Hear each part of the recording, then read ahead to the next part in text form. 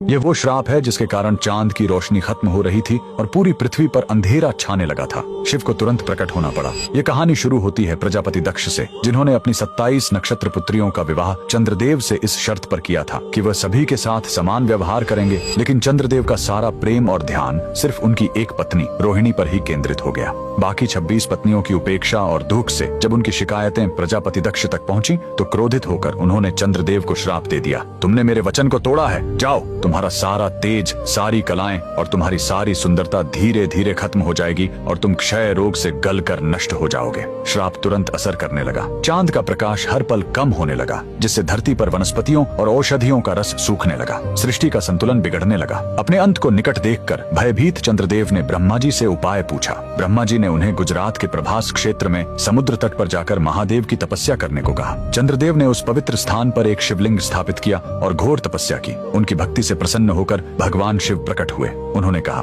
मैं दक्ष के श्राप को पूरी तरह खत्म तो नहीं कर सकता, लेकिन उसका प्रभाव कम कर सकता हूँ। शिव ने वरदान दिया, तुम कृष्ण पक्ष में 15 दिन क्षीण होगे, लेकिन शुक्ल पक्ष में 15 दिन फिर से पूर्ण हो जाओगे। उन्होंने चंद्र को अपने मस्तक पर धारण कर लिया और चंद्रशेखर कहलाए। और जिस ज्योतिर्लिंग की चंद्र ने पूजा की थी वो सोमनाथ, सोम यानी चंद्र के नाथ के नाम से प्रसिद्ध हुआ। और यही सोमनाथ मंदिर भारत का पहला ज्योतिर्लिंग आज भी गुजरात के वेरावल में उसी समुद्र तट पर शान से खड़ा है जहाँ चंद्रदेव ने श्राप से मुक्ति पाई थी। लेकिन रुकिए, इस मंदिर का एक और रहस्य है। यहाँ मौजूद बाण स्तंभ यह बताता है कि यहाँ से लेकर दक्षिणी ध्रुव तक समुद्र के रास्ते में कोई जमीन नहीं है। भगवान शिव के भक्त कमेंट में हर हर महादेव जरूर लिखें।